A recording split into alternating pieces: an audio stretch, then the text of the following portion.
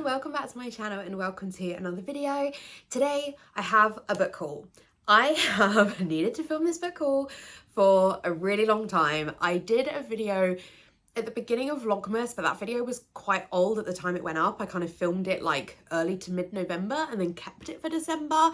And so I've had these books waiting a while to film this. I'm filming this on the 2nd of February and I don't remember totally where all of them are from. I'm not even convinced I've included them all, but you can see that taking them off my shelves has made it a total mess. So I would just rather film it with the ones I know I haven't shown before and at least show you those, and then anything else that comes in I can effectively start afresh and kind of assume you've seen everything up to this point is very much the attitude that I'm going with here. So I have 20 books to show you for this haul. We've got predominantly romance, is anybody surprised? But there are a couple of other things as well, some graphic novels and things like that, so really excited to show you. But let's start with the romances.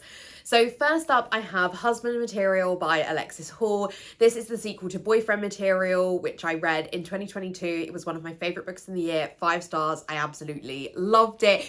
And this is the sequel. So I won't talk to you too much about this. I feel like this cover very much gives away what we're talking about in this book. But if you haven't read Boyfriend Material, it is about Luke and Oliver.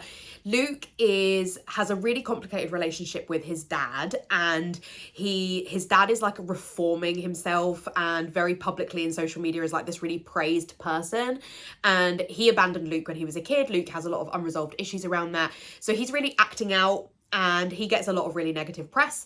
He works for a charity, and a lot of the donors decide that they don't want to donate to the charity while Luke is having this really bad public PR. And so his friend suggests that she sets him up on as a kind of fake dating trope, sets him up with her friend Oliver, and that they pretend to date. They kind of both have things to gain from this. Oliver is a barrister, so he'd be really good for Luke's image, and then Oliver needs somebody to take to his parents' party, like anniversary party, so that they'll kind of get off his back about him not having a boyfriend. And I just love this story. Alexis Hall's writing is so witty. It has really good mental health rep for both Luke and Oliver, which I really liked. I just loved it. I fell in love with it. I flew through it. I barely laughed through any books, but I really laughed on my commute while reading that. So I instantly picked up the second one, but I haven't read it because I live in fear that I won't like it as much as the first one. I don't know that I needed a sequel. I was kind of happy with where Luke and Oliver were. So I don't know how I feel about this, but I do need to try and get to it soon because, you know, being back in this world is no bad thing, but, you know, I just don't know how I feel about it. So that is Husband Material by Alexis Hall. So after reading Boyfriend Material, I did a ton of research into Alexis Hall and was like, I need to pick up more books by this author because I loved his writing. So I picked up the first in another series by him, which is Rosaline Palmer Takes the Cake. And this is like a baking trilogy, effectively, or a series. I'm not sure how many books are in there, but I have the first 2. So in this one, we have Rosaline. I should have known that, it's quite clear from the cover. So Rosaline is a single mum and she gets an opportunity to go on a baking show, and she decides to take it because it's a life-changing sum of money for her and her daughter. And then there's, I think, a bit of a love triangle going on potentially, or at least there's, you know, someone called Harry who captures her heart. So I don't know too much about this. I've not really seen too many people speak about it, but I haven't massively seen people talk about Boyfriend Material either. And I figure that I really liked Boyfriend Material. It's definitely worth me giving Alexis Hall another go to see that he's going to be one of my favourite authors. So the second book in the series is Paris Dallencourt is About to Crumble. I am obsessed with the cover for this. I love it so much. And this is actually the one I wanted to read. I mean, I have no idea. I'm sure I'll like this one as well. But this is the one that I've like seen in bookstores and wanted to pick up, but I will read the first one first. I don't know how linked they are as a series, but I will read them in order just in case. And this one just sounds like everything I would love. So we have, again, it's there, Paris. So Paris goes on a baking show called Bake Expectations. Do you get the vibe of Alexis Hall's writing? So good. And he doesn't think he's going to do well in the competition, but he does surprisingly well and also captures the heart of Tariq. And then there's about some sort of press around the show, and it's about how does Paris deal with that. And what I love is, as I mentioned, there's really good mental health rep in the boyfriend material. And it says at the end of the blurb, if Paris can find the strength to face the chorus of hecklers that live in his brain, he'll realize it's the sweet things in life that he really deserves. And my favorite trope in books, I realized this in 2022, my favorite trope in books is good mental health rep. I loved how Alexis Hall dealt with that in boyfriend material, so I'm so excited to read this, and I just need to read this one first in order to read this one. Sticking with authors we want to give another chance to, or see how we do with other books by them, we have Loathe to Love You, which is the physical novellas of Under One Roof, Stuck With You, and Below Zero by Ali Hazelwood. This came out on the beginning of January. I could have read these novellas on ebook at any time before this, and I could have listened to the audiobook, but I don't really like American romances on audiobook. There's something about them, I can't kind of get behind them, which is bizarre because I predominantly watch American TV shows, but there's something about it that I just can't do. But so I decided I wanted to wait for the physical copy. I absolutely could have read them on ebook, but in the main I read physical books nowadays, so I wanted to get the physical copy. I talk about this in my December and January reading wrap up, so I'm not really going to talk about it here because I have already read this, but I did want to include it because I picked it up relatively recently. So next up we have a Christmas book I didn't read, which is All I Want for Christmas by Maggie Knox. I must have decided to pick this up based on recommendations from people, and I have a feeling that may have been Hannah's recent reads. I'm not 100% sure, but I clearly must have picked this up and then I didn't get to it. I didn't read nearly as much in December as I expected to. I should also include in this haul Merry Little Meet Cute by Julie Murphy and Sierra Simone, but it's in the other room because it's already in my on-haul pile, so I'm not going to go and get it, but I bought these at the same time, so do go and check out my December January reading wrap up if you want to hear my thoughts on that one. But yeah, this one I didn't get to, but it absolutely sounds like my kind of thing. That I think the reviews on Goodreads are, this is one of the lowest rated books on my Goodreads, so very interested to see what I think of it. But this is basically two characters who end up, they're like both on a kind of singing show, you know, like I'm gonna age myself if I say Pop Idol, what's a more recent one, like The Voice, and they are basically, they sing together in one of the sing-offs and they have really good chemistry, and so people are really invested in it, and the producers of the show want them to fake date, so they want that on and off the screen to kind of make it as real as possible. So it's got fake dating in there, which I love, and it's apparently Christmassy, so I'm sure I will love this, and I really hope to get to this next Christmas. Next up we have a couple of books that are again by authors where I want to check out more of their writing. So first up we have When in Rome by Sarah Adams, and Sarah Adams is the author of The Cheat Sheet, which I gave 3.5 stars to. I really enjoyed it. It was like a friends to lovers romance, which is very much something I enjoy reading. It's currently on my on-haul pile, but I feel like I'm not ready to unhaul it, so I'm kind of just not putting on my shelves for now, but I'm probably not gonna get rid of it. This one sounds so adorable. So we have Amelia, who is a pop star, and she decides that she is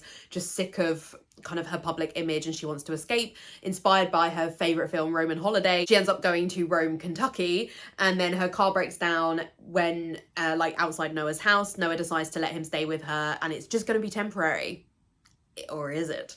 So this sounds really cute. And Sarah Adams is a closed door romance, so just so you know that going in. I didn't with The Cheat Sheet. I didn't really mind it, but it's just to kind of let you know it is a closed door romance. But I really enjoyed The Cheat Sheet. It was cute, so I'm excited to see more from her.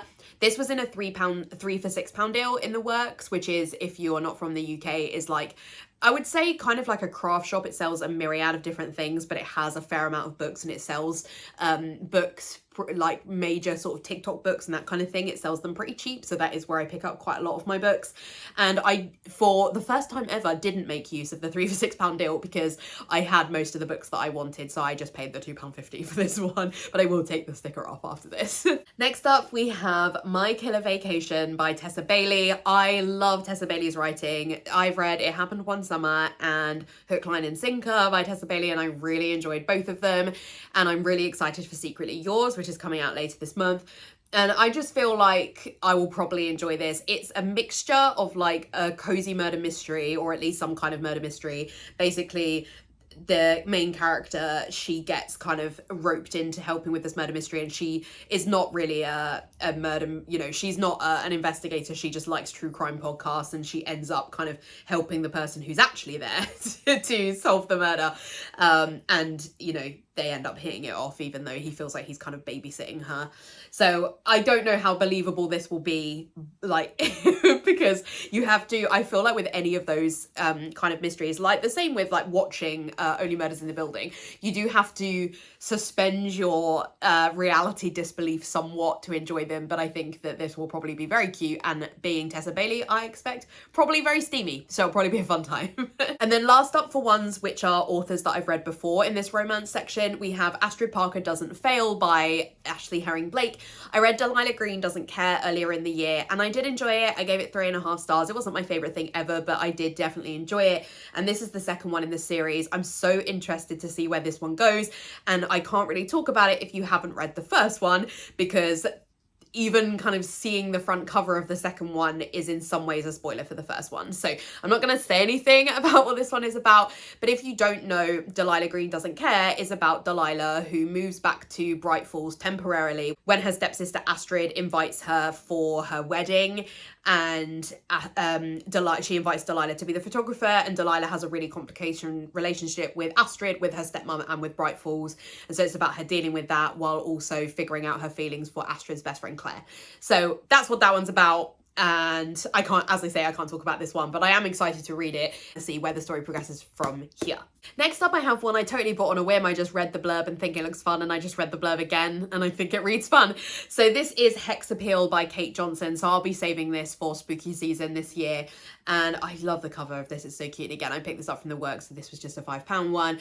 And this is about Essie Winterscale, who lives in a house of witches of various ages from, you know, different centuries. They get a new landlord called Josh, and he's discovered his tenants haven't paid rent since the 1700s. And Essie's determined to kind of keep him at arm's length. He maybe doesn't understand the witches, but she ends up kind of being drawn closer and closer to him. Look how pretty this cover is.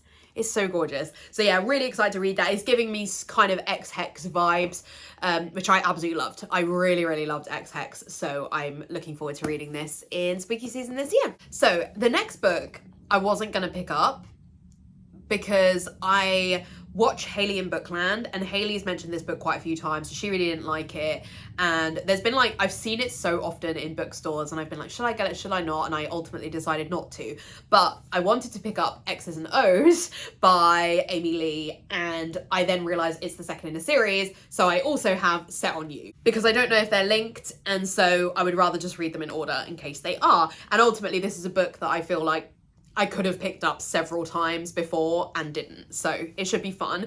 We'll see. So this is about curvy fitness influencer Crystal, and she's, you know, trying to shatter gym stereotypes, which I really like. That concept of it is fun. It's just Hayley really didn't like this book, and normally that wouldn't put me off reading something, but I guess when there's a lot of stuff in this space, and Hayley mentions it a lot, like enough that it's on my brain.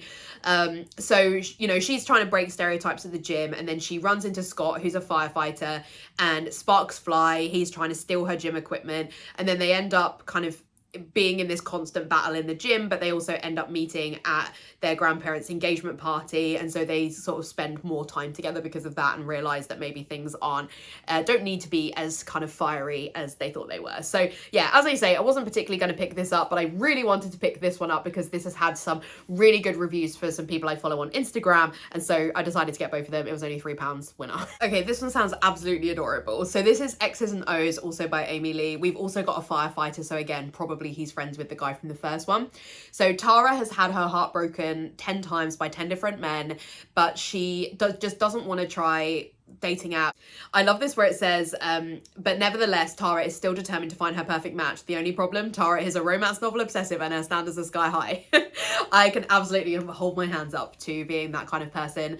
So because she doesn't really want to meet someone through a dating app, she wants the kind of modern meet cute, she decides to go back and revisit relationships with her exes to see whether one of them could have been the one, and she ropes in the help of her new flatmate, who's a firefighter, Trevor, to help her do that.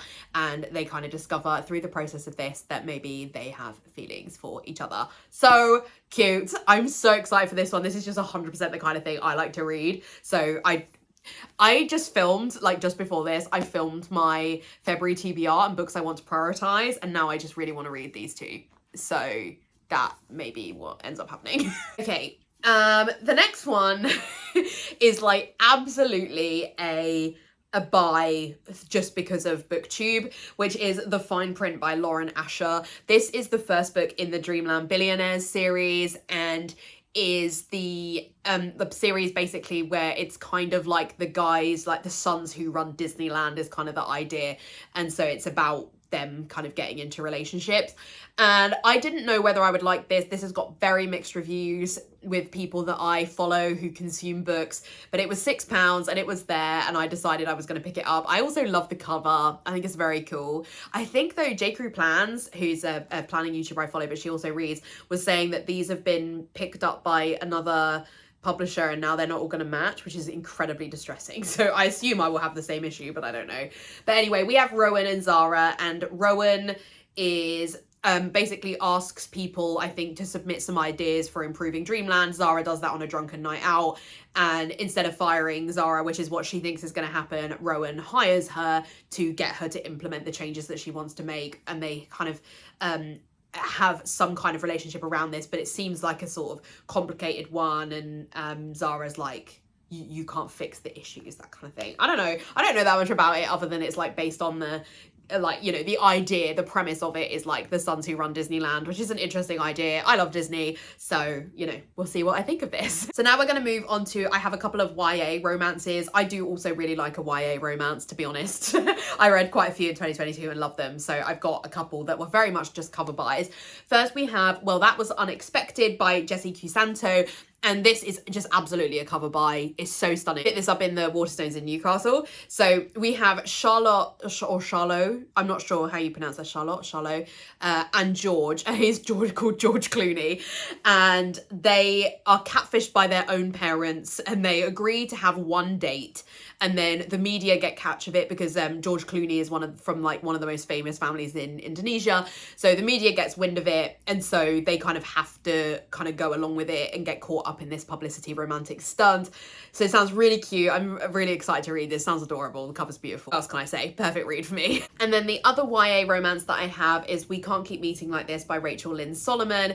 And in this one we have Quinn and Tarek, and they've worked together for years. Quinn's family are wedding planners and Tarek's own a catering company. She confesses her feelings for him before he leaves for college in a rambly email, and he doesn't reply. And then when he comes back, she's really nervous about seeing him. She wants to keep her distance, but it's really difficult for them to do that. They end up in a load of sort of really increasingly ridiculous situations and having to fill in for various sort of mishaps during weddings. And then it's about seeing kind of whether their romance can overcome that, and sort of dealing with the fact that Tarek hadn't replied and finding out why that was. So yeah, this was just a cover buy. I thought it was really cute. It's a really fun floppy edition, which is always a seller for me. So we'll see what I think. Sticking with the YA, I do have one Fairy Loot book that I wanted to show. So I did have both Fairy Loot and Illumicrate subscriptions in 2022. I had Fairy Loot YA and Fairy Loot Adult. I have decided to unsubscribe from all of them. I think Fairy Loot editions are beautiful. I can't deny that. But ultimately, I think I preferred the ones from before I was a subscriber. So that's the first thing. Just so often the way for me. It's similar with planning subscriptions as well. And I just decided that I didn't need that many hardback books coming into my life. I actually don't really like reading hardback. I would much rather read a paperback because I read on my commute, and I can't trek a hardback Babel into the London, you know. So I don't really want my books in hardback anyway, and I didn't love any of the editions as much, and ultimately I would rather spend more on books I want, because overall I think I would spend less, and so that's why I decided, you know, I had to cut my budget somewhere, and so that's why I unsubscribed. However, I do own Daughter of the Moon Goddess. I wasn't subscribed to Fairy Loot at that point. It was actually that book that convinced me to subscribe. It is by far one of the prettiest books I own, and if not the prettiest. That and Babel are fighting for top spot. It's absolutely gorgeous. And Fairy Loot did a special edition of the sequel, which is Heart of the Sun Warrior, and I was able to get a copy. I still haven't read Daughter of the Moon Goddess, and I'd actually thought about reading it in January, but alas, we're in February, so what can you do? But I wanted to pick this up because I spent quite a lot of money getting hold of Daughter of the Moon Goddess. And if I love it, I wanted to pay a more reasonable amount for the sequel than pay a lot of money again to get hold of the sequel. And if I like it, I would rather keep the set together. So, you know, I wanted to have the first and the second one. And if I don't like it, I'll sell them as a pair, I figure, is what I'll do. I mean, I don't know that I would ever sell Daughter of the Moon Goddess because it's so pretty, but like, I think I may just keep it just for the aesthetic and because it was the sort of one of the books that really got me into like sprayed edges and special edition books. But we'll see. Anyway, hopefully I'll love it and we won't even have this problem. But yeah, so those are the reasons that I picked up the sequel, even though I haven't read it. I won't read you the blurb of this one because I don't want to read it myself because I need to read the, I still need to read the first one. And the first one is in a bag somewhere, and so I'm not going to go get it out. So you'll have to look it up if you decide you want to get it. Let me give you a bit of a tour of the special edition. One thing I would say is I don't think that this one and the other one go together remotely. So that's not so fun. Like the color schemes are just completely different. I think this is pretty, but it is completely different. But the flowers are definitely the same. It's still a gorgeous edition. It is nothing compared to the original Daughter of the Moon Goddess, which I just think is the like prettiest thing ever. But yeah, I do think it's still, you know, a super gorgeous edition. And let me show you I think that the book without the dust jacket is so gorgeous. Like foil cover, so pretty. And then the end pages, the color scheme goes with the first book and not the second book, which I find a bit odd. I don't know if they're like matching to the first book. I assume they are because this is quite similar to the first book. They're gorgeous, I just doesn't match the edition. So that's a little bit odd. And I'll show you the back pages as well. It's like very difficult to handle hardbacks. Yeah, absolutely gorgeous. So I'm very happy to have it and to have not paid over the odds, because I'm not going to tell you what I spent getting hold of Daughter of the Moon Goddess. To be honest, I paid less than other people were selling it. To be honest, I paid about half than what other people were selling it for. And I was convinced that this girl was gonna, this person that I bought it from had like catfished me or something. I don't think catfish is the right word, but I'd like convinced myself I'd been completely ripped off and I was never gonna receive it because I was like, why is she selling it for so much cheaper than everyone else? But no, she just was, and I got it, and that was great. So everything else we have now is graphic novels. I love graphic novels, so I am very excited to show you the ones I've got here. First up, we have the Tea Dragon Society and the Tea Dragon Festival. Big thank you to my brother. These were my Christmas present from him. The normal versions that you'll see people with on BookTube are big hardback versions, and I decided to pick up the paperback versions. I think they will be much easier to read and they're just easier to have on my shelf. So I decided not to get the hardbacks because they're just so big, and like I guess they would probably go with Lore Olympus, but just too big, I think. So I decided to get the paperbacks. I don't think the third one's been released yet, but I'll pick it up when it does.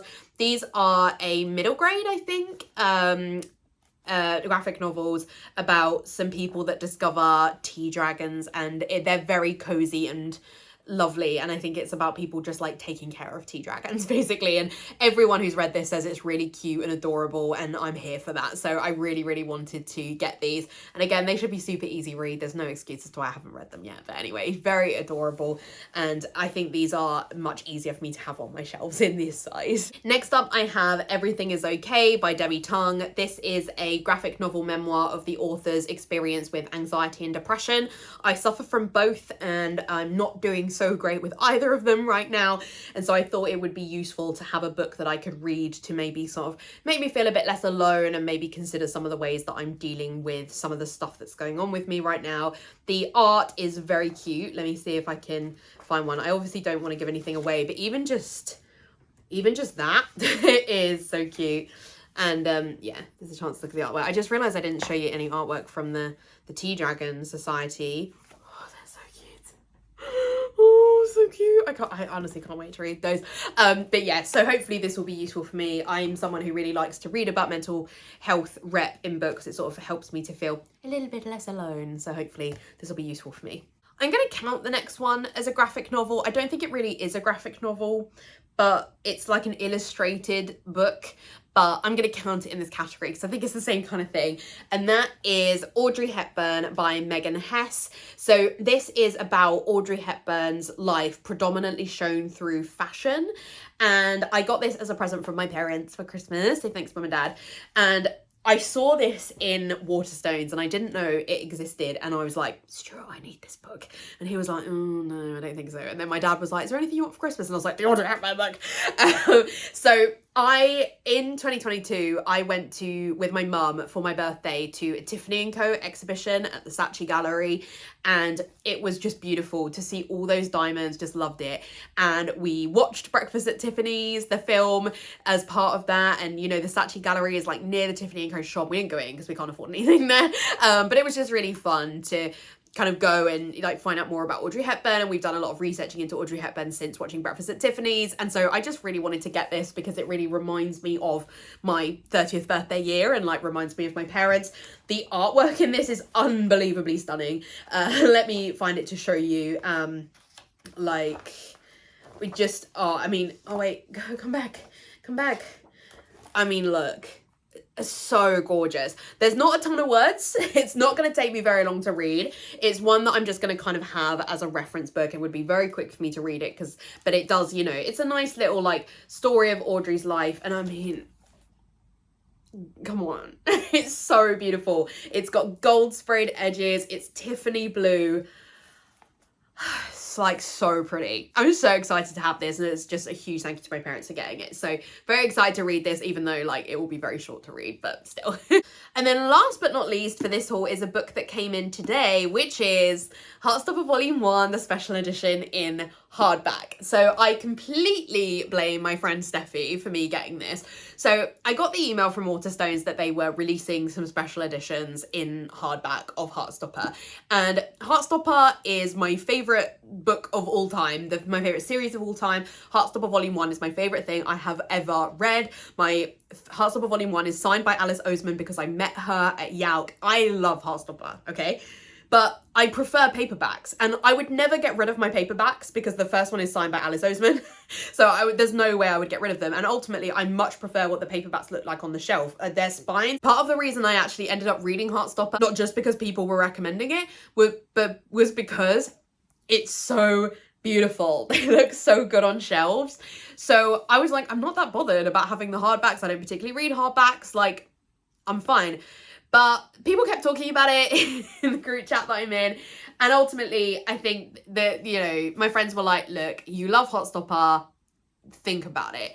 And I have just decided to get them. I'm really not somebody who would choose to get hardback editions of all my favourite books or anything like that, because as I say, I'd rather read the paperback. But what if I regret it? You know, and there have been loads of other special editions of Heartstopper, like Aspherily or Illumicrate have special editions, and I didn't get them, you know? It's not something I've been bothered by, but this one has an exclusive mini comic, and so I decided that I didn't want to miss out on any, like, Nick and Charlie lore, you know? So I did decide to pick it up, and it is an absolutely gorgeous foiled edition. It's pretty, you know? It's pretty. It was worth it. It was worth it. And it was only like £17, so not too bad. And, you know, for my favourite book, it's not too bad. So obviously I will be picking up all of them. I have pre-ordered all of them, and they release at various points through this year. So they will be arriving at my house as little treats through the year. So yeah, that's very fun. So that's everything. I would show everything bring all the books up into a pile for this outro, but ultimately they're quite heavy and I don't want to, even though I'm probably going to need to for the thumbnail. So we'll probably have to think on that, but I don't want to do it right now to do my outro. So thank you so much for watching. I really hope that you enjoyed seeing the books that I've picked up recently. I've said it in so many videos, need to slow down some of my book buying. You know, I pick up most of my books pretty cheap, so it's not like I'm spending too much on it, but there's just no room for them. You know, the bookshelves, I know they don't look full right now, but that's because I've taken books off for this haul. They're pretty full, so I need to try and reduce the amount that I'm buying if I can a little bit, or read more and unhaul more. Either way, something's got to give. We'll see how that progresses over 2023. If you enjoyed this video, I would really appreciate a like. If you haven't already, I would love it if you'd subscribe to my channel. Let me know in the comments down below what's the most recent book that you picked up. I would love to know, convince me I should put it on my TBR. I will also have links in my description to my Instagram if you want to check out any content over there, to my Goodreads, which is where I post most accurately about how my reading is going, and I'll also link to my planning YouTube channel if you want to check out any of the content that I do over there. Otherwise, I'll see you in my next video. Bye! I don't think I can get them all in frame.